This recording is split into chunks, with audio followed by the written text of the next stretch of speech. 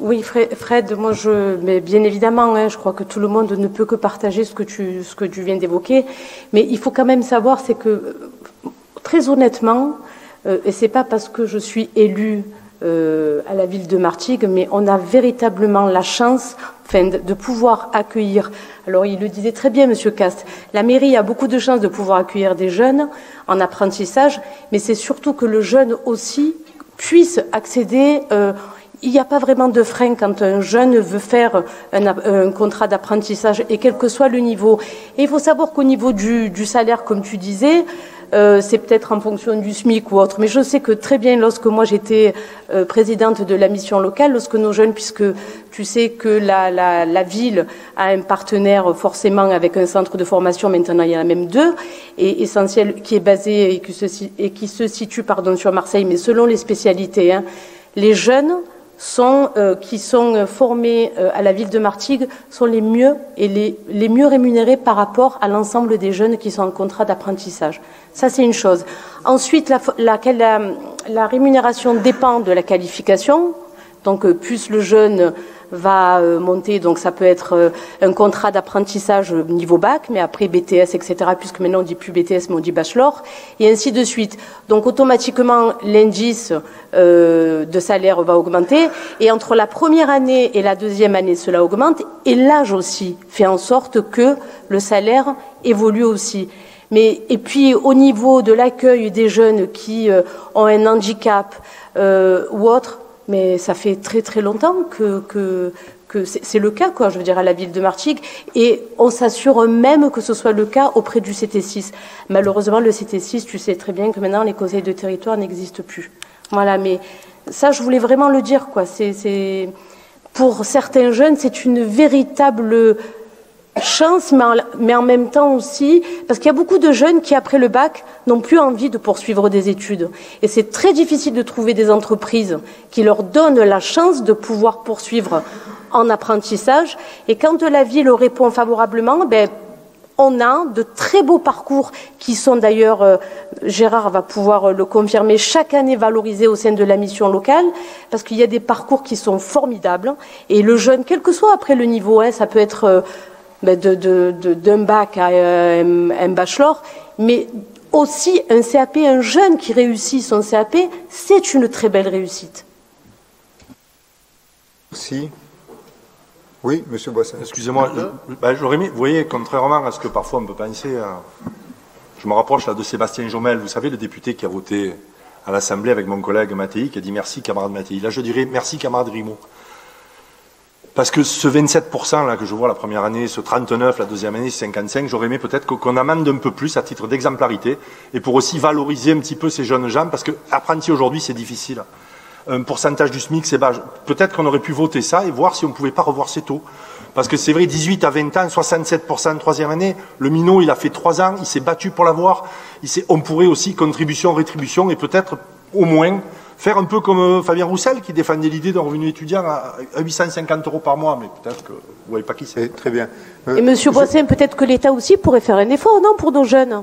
Et si on commençait par nous, toujours on pourrait déjà commencer par ça, mais après c'est la loi, Monsieur Boissin, on ne peut pas aller au-delà à un moment donné. On serait dans l'illégalité. Ça ne sera pas une synthèse, je ne parle pas le dernier.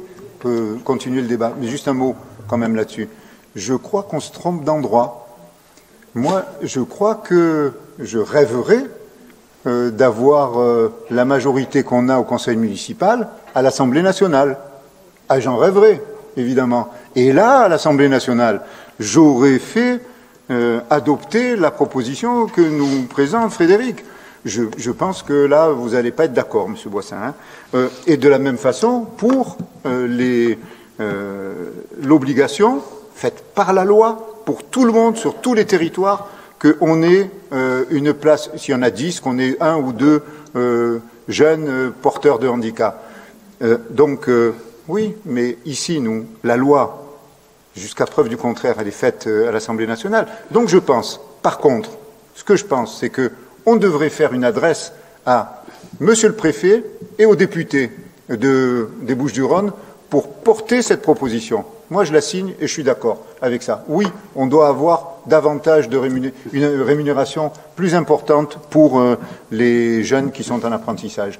Mais je crois que nous, ici, la loi, elle est faite à l'Assemblée nationale. Vous savez, M. Boissin, c'est vous qui la faites et vos amis. Donc, vous avez, enfin, je comprends plus rien, hein.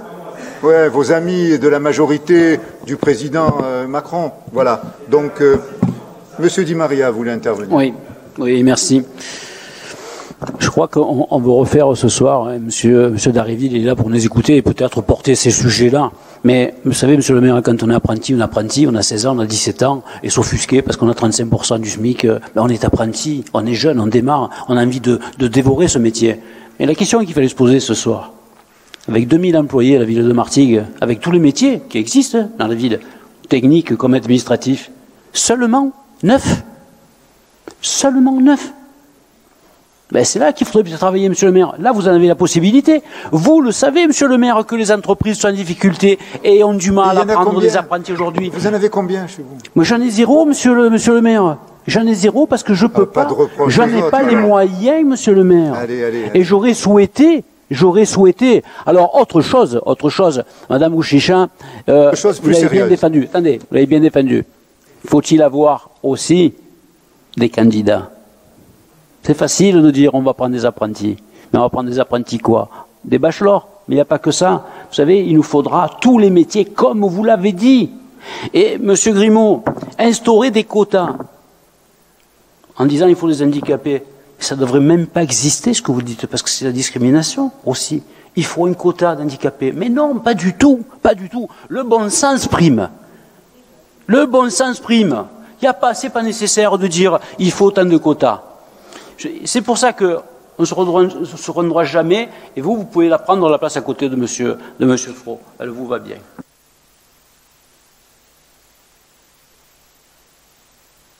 Je mets aux voix.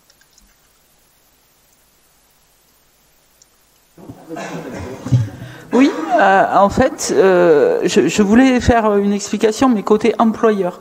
Quand on a un apprenti, on l'a pas 365 jours par an.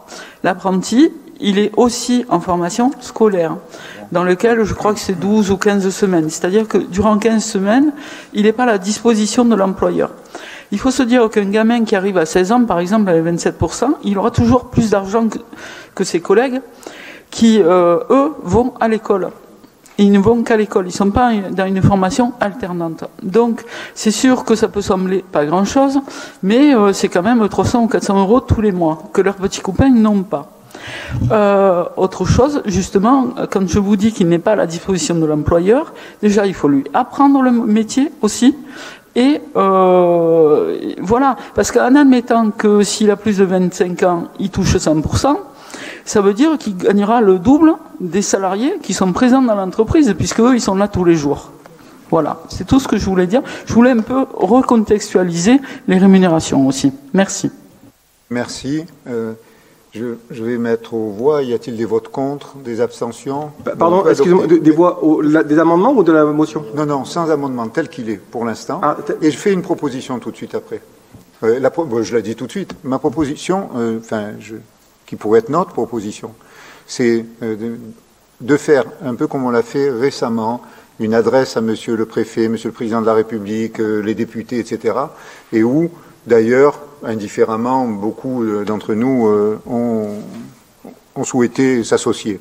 Je pense que on peut faire cette proposition et ce déploiement auprès des députés, je le répète, de Monsieur le Préfet, de Monsieur le Président de la République, pour la rémunération, peut-être le ministre spécialisé dans ce domaine, hein, je ne sais pas qui il est, peu importe, on le trouvera bien, sur ces deux aspects du sujet. Voilà. Et moi je partage sur... Alors, je ne sais pas s'il faut des quotas, mais enfin une incitation très forte pour que les jeunes porteurs de handicap ne soient pas laissés de côté. Je crois que c'est indispensable. Nous, à Martigues, en tout cas avec la Maison de la Formation, on est plutôt bon dans ce secteur et c'est une fierté aussi et nous y sommes sensibles, très sensibles les uns et les autres. Voilà la proposition. Et je préfère quand même maintenir les amendements au vote si c'est possible. Les soumettre au vote. Et non, après, je pense qu'en fait, on vote les amendements et qu'après, on vote le texte amendé ou pas amendé. Enfin, je sais pas. Bon, écoutez, on met au... Qui est-ce qu'il a présenté la délib? On a... qui est-ce qui a présenté? C'est Pierre? En tout cas, je souhaite que mes amendements soient soumis au vote. Voilà. Après, si le président dit que non, ok, mais enfin, je veux dire, je vais pas... Non, c'est pas dans le règlement intérieur du Conseil municipal crois que oui, en fait. de pouvoir présenter des amendements tout seul. Désolé. Mais moi, je propose ce que je viens de dire. Après, si on ne veut pas le faire, ben on le fera nous, la majorité. Hein. Le règlement intérieur ne me permet pas de poser d'amendements, c'est ça? Le règlement intérieur ne me permet pas de poser d'amendements. Enfin, il me semble que même le code des collectivités... Enfin, je vais pas faire comme M. Pierre Dariville devant Elisabeth Borne et m'excuser de proposer des amendements quand même. Avec beaucoup d'humour d'ailleurs, et bravo, mais enfin, je suis là, je fais de la politique et ma proposition ce soir, c'est un amendement qui permet de... Enfin, qui nous demande... Voilà, après, si vous êtes contre, il n'y a pas de souci, je vais pas me fâcher ou partir en courant. Je lis le règlement à propos des amendements. Le Conseil municipal décide par un vote si ces amendements, donc en l'occurrence là les tiens, sont mis en délibération, rejetés ou renvoyés à la commission compétente. Donc moi je propose qu'on les renvoie à la commission qui est laquelle? De l'administration générale, pour voir si on pourra les porter, comme il est prévu là. Voilà, je mets la délibération telle qu'elle est au vote. Y a-t-il des votes contre? Des abstentions? Très bien, merci.